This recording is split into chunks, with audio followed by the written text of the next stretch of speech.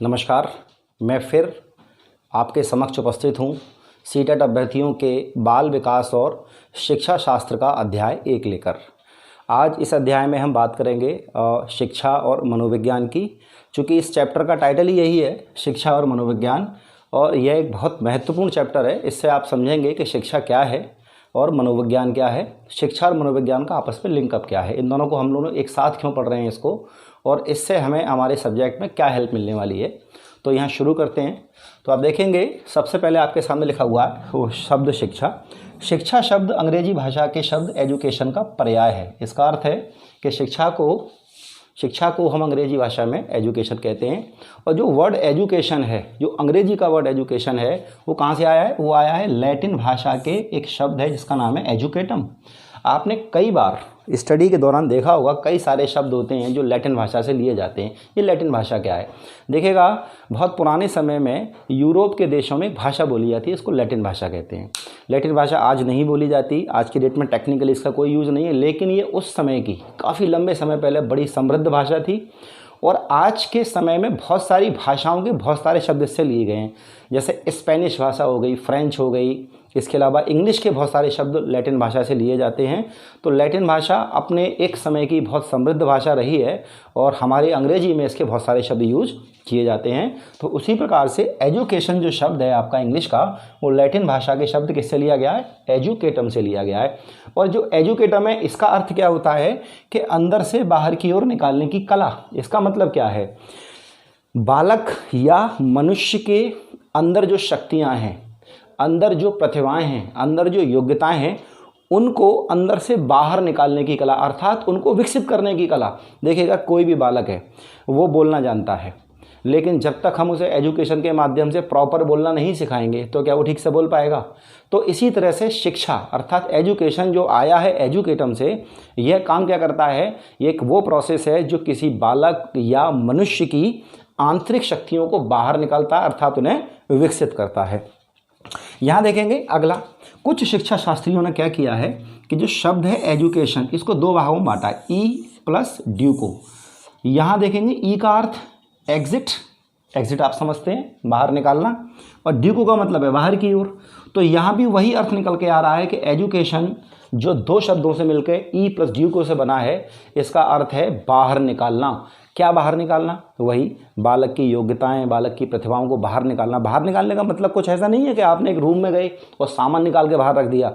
यहाँ आप किसी भी बालक की जन्मजात शक्तियों को विकसित कर रहे हैं, उसके अंदर जो भी योग्यताएं हैं उन सबको क्या कर रहे हैं? उनका विकास कर रहे हैं। आपने देखा होगा, एक व्यक्ति को देखिएगा जो बिल्कुल अनपढ़ है, उसको कभी भी शिक्षा की सुविधा प्राप्त नहीं हुई। एक व्यक्ति जो पढ़ा लिखा है, दोनों की भाषा में, दोनों के काम करने के ढंग में, दोनों के समाज में रहने के ढंग से आपको एक बहुत बड़ा अंतर देखने को मिल जाता है। ये अंतर किसकी वजह से है? ये अंतर शिक्षा की वजह से है। शिक्षा ने किया क्या कि व्यक्ति की आंतरिक शक्तियों को बाहर निकाला, अर्थात उनको विकसित किया और एक समाज में अच्छा जीवन व्यतीत करने लायक बनाया। तो यहाँ आपने देखा पहला पॉइंट, दूसरा और तीसरा पॉइंट। चौथे पॉइंट की अगर बात करें तो जो शब्द हमारा शिक्षा है वो संस्कृत भाषा के शब्द शिक्ष में अप्रत्यय जोड़ने से प्राप्त हुआ है। तो जिसका अर्थ क्या है? सीखना या सिखाना। तो आप सब जानते हैं शिक्षा अर्थात एजुकेशन एक ऐसा प्रोसेस है जिसमें हम कुछ सीखते हैं या कुछ सिखाते हैं। चाहे आप अनौपचारिक शिक्षा की बात करें, चाहे औपचारिक की बात करें, आप हमेशा इसके दौरान कुछ ना कुछ सीख रहे होते हैं या कुछ ना कुछ सिखा रहे होते हैं। तो यहाँ आपने देखा पॉइंट 1, पॉइंट 2, पॉइंट 3, पॉइंट 4, ये चारों पॉइंट आपको एकदम क्लियर होंगे, मैं समझता हूँ ऐसा। अब बात करते हैं शिक्षा के संदर्भ में कुछ प्रसिद्ध व्यक्तियों ने कुछ कथन दिए हैं। अब उन कथनों की बात करेंगे। तो इस क्रम में पहला कथन आता है स्वामी विवेकानंद का। स्वामी विवेकानंद से आप सभी लोग परिचित होंगे। तो यहाँ इन्होंने शिक्षा के संबंध में क्या कहा? शिक्षा मनुष्य की अंतर्निहित पूर्णता को अभिव्यक्त करने का नाम है। समझिएगा इस स्टेटमेंट को कि मनुष्य की अंतर्निहित पूर्णता, जो मैं आपसे कह रहा था कि बालक या मनुष्य के अंदर की जो शक्तियां हैं, अंदर जो योग्यताएं हैं, उनको बाहर निकाला जाए, अर्थात उनको विकसित किया जाए।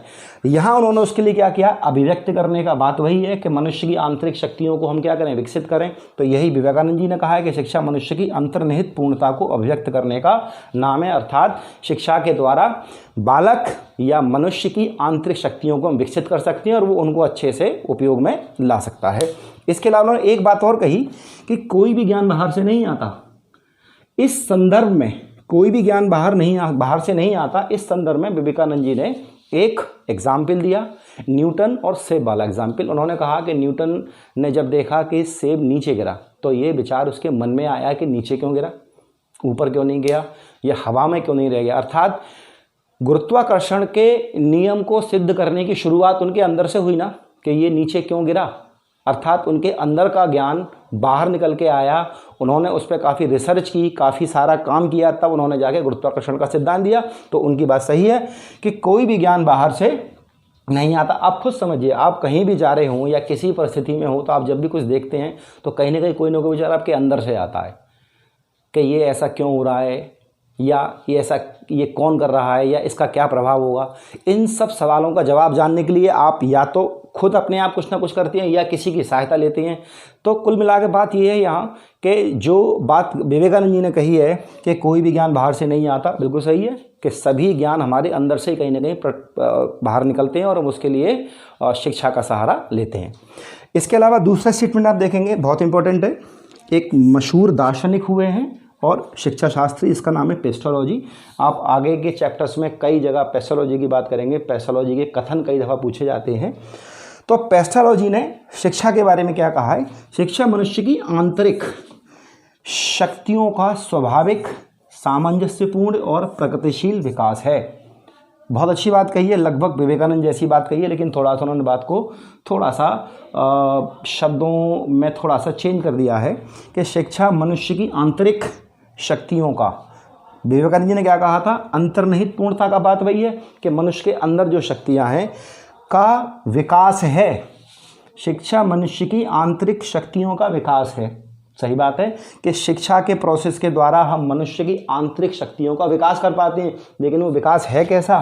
स्वाभाविक विकास है, सामंजस्यपूर्ण विकास है और प्रगतिशील विकास है। यानी कि सिर्फ विकास नहीं है, विकास की 3 उन्होंने क्वालिटी बताई है कि शिक्षा के द्वारा मनुष्य की आंतरिक शक्तियों का विकास होता है, लेकिन वो विकास कैसा होता है? स्वाभाविक। अर्थात जैसे ही आप किसी बच्चे को शिक्षा प्रक्रिया से जोड़ देंगे तो उसकी आंतरिक शक्तियों का विकास स्वाभाविक होगा। उसको कुछ आपको ज़्यादा करने की आवश्यकता नहीं है। वो आंतरिक शक्तियों का विकास शिक्षा के माध्यम से स्वाभाविक होगा। वो विकास कैसा होगा? सामंजस्यपूर्ण होगा। सामंजस्य का मतलब है तालमेल। यानी कि बालक के विकास के कई सारे आयाम होते हैं। आप देखा होगा, नैतिक विकास, सामाजिक विकास, भाषाई विकास, मनोगत्यात्मक विकास।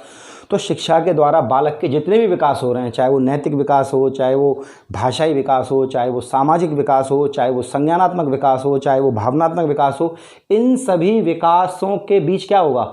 इनके बीच एक तालमेल होगा, एक सामंजस्य होगा। और तीसरी बात, विकास कैसा होगा? प्रगतिशील होगा। यानी कि ये विकास हमेशा होगा, ऐसा नहीं है निश्चित समय के बाद रुक जाए। अगर आपको एजुकेशन मिल रही है, चाहे आप किसी भी एज के हों, कैसा भी आपका लिंग हो, आप किसी भी देश के निवासी हो, किसी भी भाषा को बोलते हो, अगर आपको एजुकेशन लगातार मिल रही है तो आपका विकास हमेशा होता रहेगा। आपने पढ़ा भी होगा, आपने ये मनोविज्ञान की कक्षाएं आपने की होंगी बीएड और बीटीसी में, डीएलएड में, तो आपने देखा होगा कि विकास एक निरंतर चलने वाली प्रक्रिया है। तो शिक्षा, आप सोचते होंगे शिक्षा तो निरंतर नहीं चलेगी। आपने ग्रेजुएशन कर लिया, पोस्ट ग्रेजुएशन कर लिया, डीएलएड या बीएड कर लिया, तो क्या आपकी एजुकेशन समाप्त होगी? आप पूरी लाइफ अनौपचारिक शिक्षा से जुड़े रहते हैं। आपको हमेशा कोई ना कोई, कभी ना कभी कुछ ना कुछ सिखाता रहता है। तो ये कैसा विकास हो गया? प्रगतिशील विकास हो गया। तो पेस्टोलॉजी की बात बिल्कुल सही है कि शिक्षा मनुष्य की आंतरिक शक्तियों का विकास है, लेकिन वो विकास कैसा है? स्वाभाविक। अर्थात शिक्षा प्रक्रिया से जुड़ने के बाद विकास अपने आप होगा, कुछ ज़्यादा एफर्ट करने की आवश्यकता नहीं है। विकास कैसा होगा? सामंजस्यपूर्ण होगा। अर्थात विकास के जितने भी आयाम हैं उन सभी में आपस में क्या होगा? तालमेल होगा। और विकास कैसा होगा? प्रगतिशील होगा। अर्थात विकास हमेशा होता रहेगा। तो यहाँ आपने देखा एक स्टेटमेंट विवेकानंद का, एक स्टेटमेंट पेस्टोलॉजी का, और तीसरा स्टेटमेंट आप देखेंगे महात्मा गांधी का। बहुत ही अच्छा स्टेटमेंट है, इसे आप देखेंगे। शिक्षा से मेरा तात्पर्य मनुष्य के शरीर, मन और आत्मा के सर्वांगीण और सर्वोत्कृष्ट विकास से है। यानी कि शिक्षा से, गांधी जी कह रहे हैं मेरा तात्पर्य है मनुष्य के कौन कौन से विकास से? शरीर के विकास से, मन के विकास से और आत्मा के विकास से। शरीर के विकास, शिक्षा से शरीर का विकास कैसा होगा? समझिएगा, देखिएगा। आप कहेंगे शरीर का विकास तो आप खाना खाएंगे तो होगा, लेकिन शिक्षा के द्वारा आपको पता लगेगा ना आपको क्या खाना चाहिए क्या नहीं खाना चाहिए, आपको कैसे अपने आप को साफ रखना है, अपने शरीर को कैसे स्वच्छ रखना है। तो ये इसमें कौन आपका योगदान, कौन हेल्प करेगा, शिक्षा करेगी।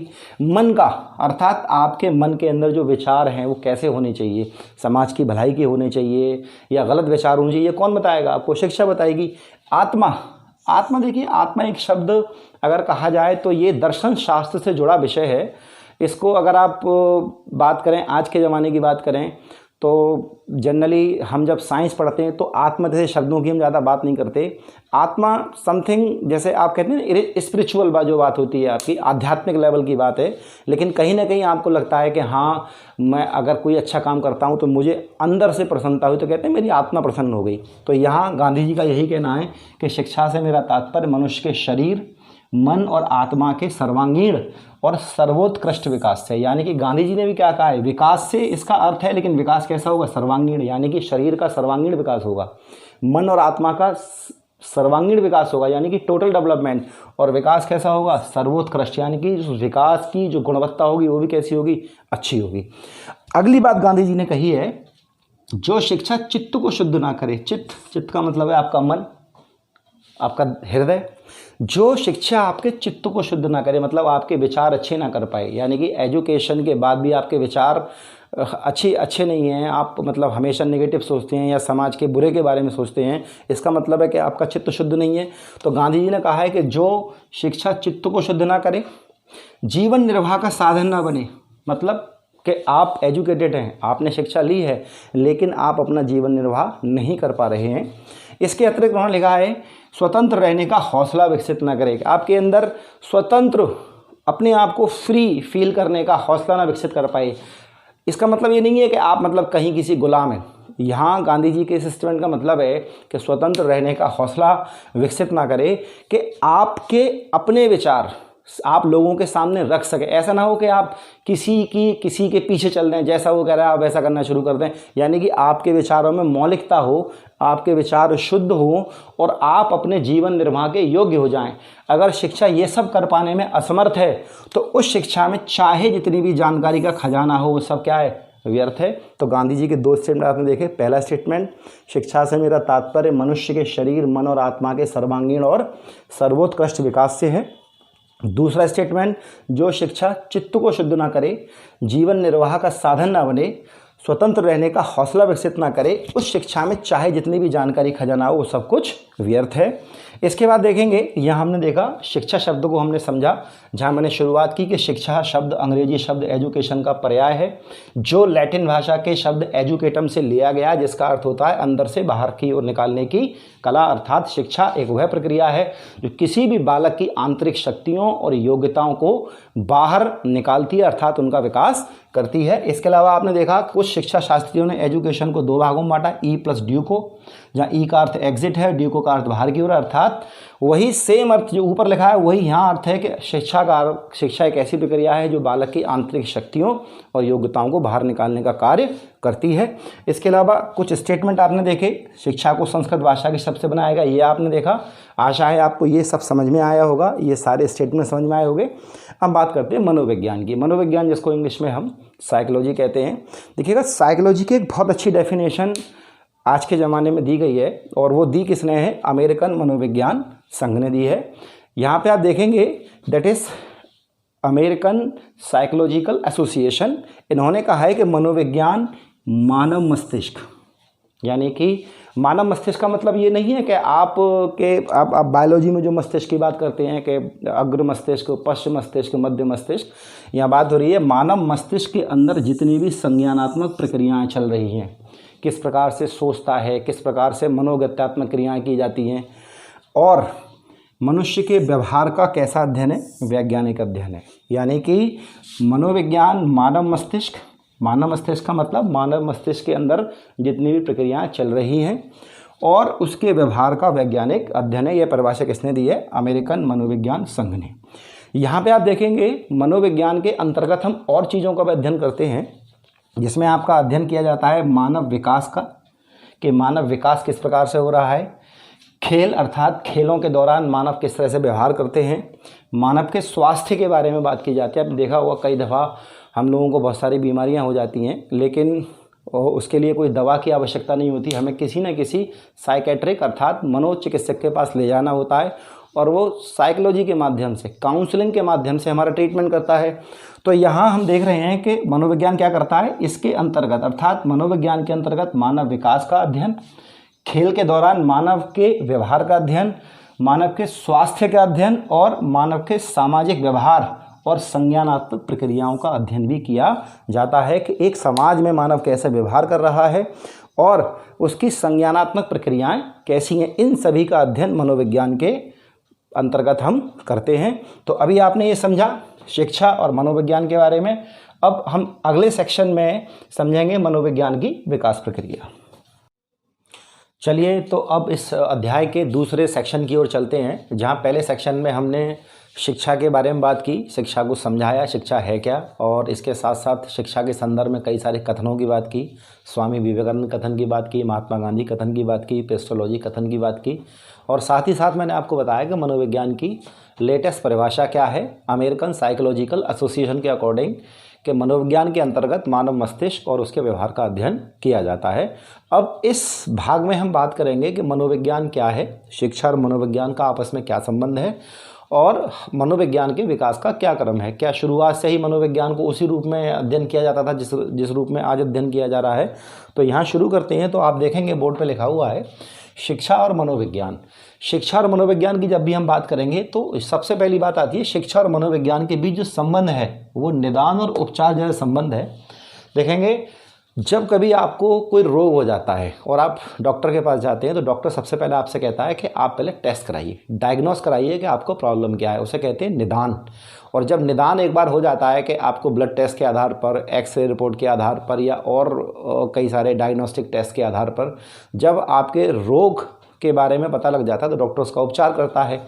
यही संबंध शिक्षा और मनोविज्ञान का है कि मनोविज्ञान के द्वारा हम बालक के विकास में आने वाली कठिनाइयों का पता लगाते हैं, बालक के व्यवहार का अध्ययन करते हैं, और व्यवहार का अध्ययन करने के बाद हमें पता लग जाता है कि बालक को हमें किस प्रकार से शिक्षा देनी है ताकि उसका सर्वांगीण विकास हो सके। तो जो संबंध निदान और उपचार का है, डायग्नोस्टिक और ट्रीटमेंट का है, वही संबंध शिक्षा और मनोविज्ञान का है।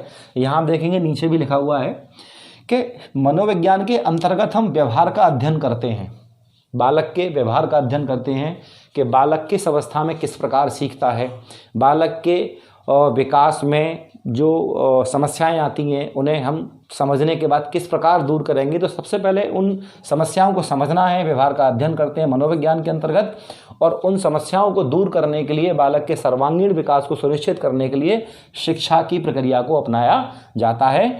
तो मनोविज्ञान व्यवहार का अध्ययन कराता है और शिक्षा व्यवहार में परिमार्जन का मतलब है मॉडिफिकेशन, चेंजेस, क्योंकि हम शिक्षा के द्वारा बालक के व्यवहार को और बेहतर करने की कोशिश करते हैं। तो अब देखेंगे दूसरे पॉइंट की बात करेंगे तो वही पॉइंट लिखा हुआ है कि मनोविज्ञान विकास के मार्ग की कठिनाइयों का पता लगाता है और शिक्षा उन कठिनाइयों का निवारण करती है।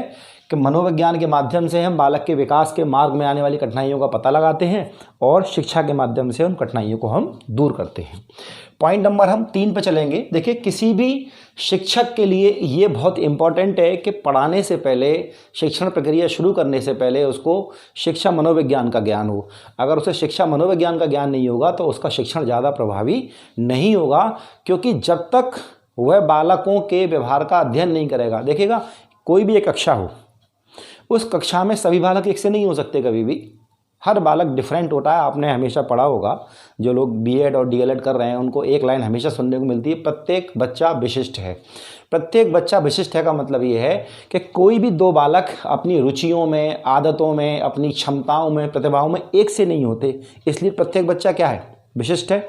Every child is special. तो इसी आधार पर कक्ष में जितने बालक हैं उनमें बहुत सारी विविधताएं हैं, सभी के व्यवहार अलग हैं, सभी की सीखने की क्षमताएं अलग हैं, सभी के सीखने के पैटर्न अलग हैं। तो जब तक एक शिक्षक को शिक्षा मनोविज्ञान की जानकारी नहीं होगी उसका शिक्षण कभी भी प्रभावी नहीं होगा। तो यही बात पॉइंट नंबर 3 पर लिखी हुई है कि प्रभावी शिक्षण हेतु शिक्षा मनोविज्ञान का ज्ञान एक शिक्षक को होना अत्यंत आवश्यक है। चलिए अब बात करते हैं कि मनोविज्ञान के विकास का क्रम, कि मनोविज्ञान की शुरुआत कहाँ से हुई और मनोविज्ञान आज किस रूप में हम उसका अध्ययन करते हैं। तो देखिए, मनोविज्ञान की जब भी हम बात करेंगे तो मनोविज्ञान सबसे पहले प्रारंभ में मनोविज्ञान को दर्शन शास्त्र के एक भाग के रूप में अध्ययन इसका किया जाता था। मनोविज्ञान के अलावा बाकी जितने भी विषय हैं सभी विषयों की उत्पत्ति दर्शन शास्त्र से ही हुई है।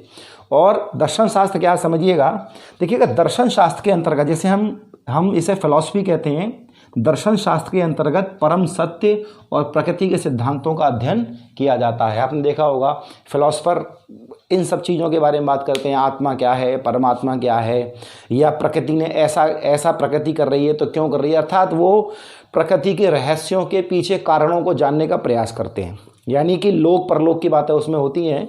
तो सबसे पहले मनोविज्ञान दर्शन शास्त्र का एक भाग हुआ करता था, लेकिन बाद में धीरे धीरे करके ये अलग होता गया और आज एक अलग विषय के रूप में पढ़ाया जाता है। तो अब देखेंगे इसकी शुरुआत कहाँ से होती है। तो देखेंगे सबसे पहले इसकी शुरुआत जो होती है वो अरस्तू से होती है। अरस्तू का जो दर्शन शास्त्र था, एक केलर नाम के मनोवैज्ञानिक थे। केलर ने कहा कि मनोविज्ञान की जो शुरुआत है वो अरस्तू के दर्शन शास्त्र से हुई है, इसीलिए अरस्तू को मनोविज्ञान का जनक कहा जाना चाहिए। जब दर्शन शास्त्र के साथ साथ मनोविज्ञान की बात होने लगी तो गैरेट नाम के एक मनोवैज्ञानिक ने कहा कि चूंकि अरस्तू ने मनोविज्ञान को आत्मा का विज्ञान कहा है, तो उन्होंने इसको एक शब्द दिया इसके लिए, साइकी प्लस लॉगोस। आप देखेंगे यहाँ पे साइकी प्लस लॉगोस, ये शब्द किसने दिया है, गैरेट ने। उन्होंने कहा कि आत्मा का अध्ययन कहते हैं, इसे कहते हैं साइकी प्लस लॉगोस। और अरस्तू को मनोविज्ञान का जनक किसने कहा, गैरेट केलर नाम के मनोवैज्ञानिक ने कहा। उसने कहा कि मनोविज्ञान की शुरुआत अरस्तू के दर्शन शास्त्र हुई है, अतः अरस्तू को दर्शन शास्त्र का जनक, अरस्तू को मनोविज्ञान का जनक कहा जाता है। और अरस्तू ने ही मनोविज्ञान को सबसे पहले आत्मा का विज्ञान कहा। कई दफ़ा ये सवाल पूछा गया है कि आत्मा का विज्ञान मनोविज्ञान को किसने कहा, तो सीधा आंसर है उसका अरस्तू ने कहा। इसके बाद बात करते हैं, बात आती है मन या मस्तिष्क का विज्ञान। तो यहाँ दो शब्द आपके सामने लिखे हुए हैं, मन और मस्तिष्क। देखिएगा, अगर हम भारतीय दर्शन शास्त्र की अगर बात करें तो मन का अर्थ होता है आत्मा। अगर हम इंडियन पॉइंट ऑफ व्यू से देखें, इंडियन फिलोसफर के अकॉर्डिंग मन का अर्थ होता है आपका आत्मा। लेकिन अगर हम बात करें वेस्टर्न यानी कि यूरोप के देशों के जो फिलोसफर हैं, जो दर्शन शास्त्री हैं, उनके आधार पे हम देखें तो मन का मतलब होता है मस्तिष्क। तो यहाँ पे जो लिखा हुआ है आपके सामने, इस मन का मतलब मस्तिष्क ही है। चूँकि सबसे पहले आत्मा का विज्ञान अरस्तू ने कहा, लेकिन आत्मा के विज्ञान के बाद जब विकास क्रम में हम आगे बढ़ रहे हैं कि मनोविज्ञान के विकास का क्रम आगे देख रहे हैं, तो बात आती है मन या मस्तिष्क का विज्ञान। तो यहाँ मस्तिष्क की बात आती है। तो मस्तिष्क का विज्ञान किसने कहा मनोविज्ञान को, एक दार्शनिक थे, एक मनोवैज्ञानिक थे, इनका नाम था पोम्पोनोजी। पोम्पोनोजी ने इसके पीछे लॉजिक दिया। उन्होंने कहा कि मनोविज्ञान एक विज्ञान है और विज्ञान के अंतर्गत हम केवल और केवल मूर्त वस्तुओं का अध्ययन करते हैं, ऐसी वस्तु जिसका हम किसी न किसी इंद्रिय के माध्यम से अनुभव कर पाएं।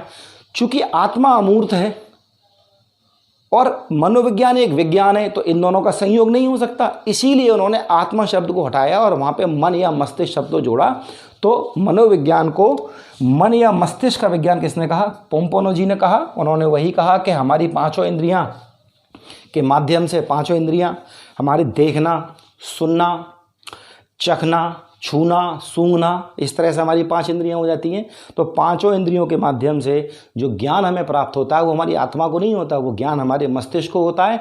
इसीलिए उन्होंने कहा मनोविज्ञान क्या है आपका, मन या मस्तिष्क का विज्ञान है। मैं आपको बता चुका हूँ कि यहाँ मन ही मस्तिष्क है, क्योंकि पोम्पोनोजी वेस्टर्न कंट्रीज़ यानी कि यूरोप के देशों के एक मनोवैज्ञानिक थे, जबकि मन भारतीय दर्शन शास्त्र के अकॉर्डिंग अगर देखा जाए तो मन का अर्थ आत्मा होता है। जबकि आत्मा शब्द का प्रयोग अरस्तू पहले कर चुके थे और अरस्तू के आत्मा शब्द को इन्होंने खारिज किया। उसके पीछे रीज़न दिया कि आत्मा चूँकि अमूर्त है और विज्ञान के अंतर्गत हम केवल मूर्त वस्तुओं का अध्ययन करते हैं। तो विकास क्रम में सबसे पहले बात आई आत्मा के विज्ञान की, जो अरस्तू ने दिया। अरस्तू की बात को खारिज करते हुए पोम्पोनोजी ने कहा मस्तिष्क का विज्ञान है। इसके बाद नंबर 3 पे आते हैं विलियम वुंट। विलियम वुंट ये जर्मनी के एक मनोवैज्ञानिक थे। अगर आपने थोड़ा बहुत अध्ययन किया होगा कक्षाओं में तो आपको पता होगा कि मनोविज्ञान की प्रथम प्रयोगशाला विलियम वुंट ने ही शुरुआत की थी जर्मनी में 1879 में। तो यहाँ पे विलियम वुंट ने कहा कि जो भी हमें ज्ञान प्राप्त होता है वो काय के माध्यम से होता है, चेतना के माध्यम से होता है। यानी कि जो भी हमें ज्ञान प्राप्त हो रहा है, पांचों इंद्रियां हमारी हैं, चाहे हम वो देख रहे हैं आंखों के माध्यम से, सुन रहे हैं कानों के माध्यम से, सूंघ रहे हैं नाक से, जीभ से चख रहे हैं, हाथों से छू रहे हैं, ये 5 इंद्रियां हमारी हैं। तो जो भी हमें ज्ञान प्राप्त हो रहा है वो काय के माध्यम से हो रहा है, चेतना के माध्यम से हो रहा है। इसीलिए उन्होंने कहा कि मनोविज्ञान कुछ और नहीं है, चेतना का विज्ञान है। ध्यान रखिएगा, चेतना द्वारा जो ज्ञान प्राप्त होता है उसे संवेदना कहते हैं, और संवेदना जो होता है वो प्रथम पीढ़ी का ज्ञान होता है।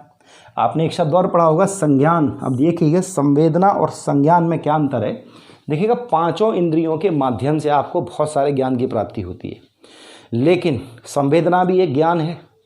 अगर सपोज कीजिए कि आप सड़क पर जा रहे हैं, कोई बोल रहा है, चीख रहा है, तो आपको आवाज़ सुनाई देगी, तो कुछ ना कुछ आपकी समझ में आ रहा है।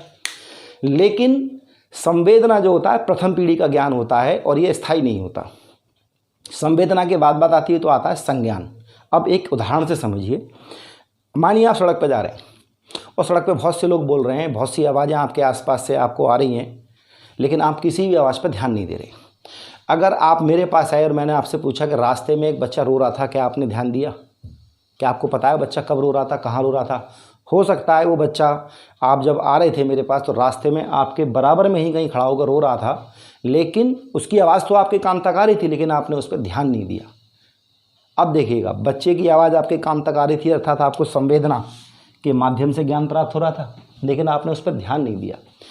अगर आप उस बच्चे पर ध्यान देते कि अच्छा ये बच्चा रो रहा है, छोटा है बड़ा है, या क्यों रो रहा है ये जानने की कोशिश करते, या केवल उस पर फोकस करते कि ये बच्चा रो रहा है, तो वो जो ज्ञान संवेदना के माध्यम से आपके पास आया है, अब वो संज्ञान हो जाता। चूँकि आपने उस बच्चे का संज्ञान ले लिया, तो वो बात आपको लंबे समय तक याद रहती कि हाँ, मैं जब उस समय उस रोड से आ रहा था तो एक बालक रो रहा था। तो ध्यान रखिएगा, संवेदना के माध्यम से जो आपको ज्ञान प्राप्त होता है ये ज़रूरी नहीं कि स्थायी हो, और ये प्रथम पीढ़ी का ज्ञान है, जबकि संज्ञान जो होता है वो उच्च पीढ़ी का ज्ञान है, और ये लंबे समय तक स्थायी रहता है। बहुत सारी चीज़ें हम रोज़ाना देखते हैं, सुनते हैं, टच करते हैं, लेकिन हमें वही चीज़ें याद रहती जिन पे हमने एक विशेष रूप से गौर किया हो या उनको अपने संज्ञान में लिया हो। तो देखिएगा, आत्मा का विज्ञान अरस्तु, मन और मस्तिष्क का विज्ञान पोम्पोनोजी, नंबर 3 चेतना का विज्ञान किसने कहा इनको? विलियम वुंट ने कहा।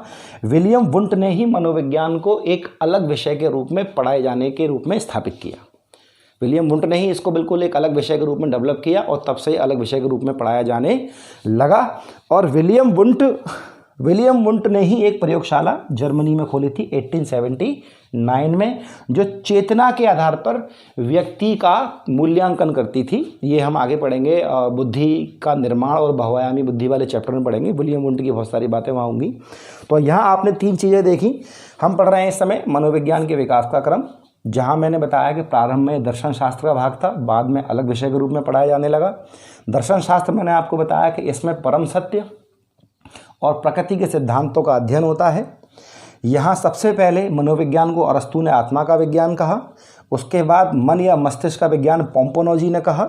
मन और मस्तिष्क के बारे में मैंने आपको बताया कि मन भारतीय दर्शन शास्त्र के अकॉर्डिंग तो मन का मतलब आत्मा होता है, लेकिन पाश्चात्य यानी कि वेस्टर्न कंट्री जो यूरोप के देश हैं, यहाँ के दर्शन शास्त्रियों के अनुसार मन का मतलब मस्तिष्क होता है। तीसरा आपने पढ़ा कि अब पोम्पोनोजी के बाद विलियम वुंट ने मनोविज्ञान को चेतना का विज्ञान कहा। अब फाइनली सबसे लास्ट में हम देखेंगे, डी पॉइंट देखेंगे कि मनोविज्ञान को व्यवहार का विज्ञान किसने कहा? वॉटसन ने कहा। आज देखेंगे, आज जो हम बात कर रहे थे, मैंने आपको सबसे पहले स्टार्टिंग में डेफिनेशन बताई थी अमेरिकन साइकोलॉजिकल एसोसिएशन की, कि मनोविज्ञान के अंतर्गत मानव के मस्तिष्क और उसके व्यवहार का अध्ययन किया जाता है। आज के समय में मनोविज्ञान के अध्ययन का आधार व्यवहार है, और मनोविज्ञान के अंतर्गत व्यवहार का अध्ययन किया था। ये किसने कहा था? जे.बी. वॉटसन ने किया था, और जे.बी. वॉटसन को इसी कारण से क्या कहा जाता है? व्यवहारवाद का जनक कहा जाता है। और वर्तमान में मनोविज्ञान का आधार व्यवहारवाद है। तो आपने देखा यहाँ पे कि शिक्षा और मनोविज्ञान का आपस में क्या कनेक्शन है, कि मनोविज्ञान के माध्यम से हम बालक की समस्याओं का पता लगाते हैं, और शिक्षा के माध्यम से उन समस्याओं को दूर करते हैं और उसके सर्वांगीण विकास को सुनिश्चित करते हैं। इसके अलावा हमने देखा कि मनोविज्ञान के विकास का क्रम क्या है। सबसे पहले प्रारंभ में अरस्तु ने कहा आत्मा का विज्ञान, उसके बाद पोम्पोनोजी ने उसे कहा मन या मस्तिष्क का विज्ञान। उसके बाद नंबर 3 पे आते हैं विलियम वुंड, जिन्होंने कहा चेतना का विज्ञान। और सबसे अंत में आती है जेबी वॉटसन। वॉटसन ने कहा व्यवहार का विज्ञान है। और वर्तमान में मनोविज्ञान को व्यवहार का विज्ञान ही कहा जाता है। ये सवाल कई बार पूछा गया है कि वर्तमान में मनोविज्ञान का आधार क्या है, व्यवहार का अध्ययन या आत्मा का विज्ञान किसने कहा, तो अरस्तू ने कहा।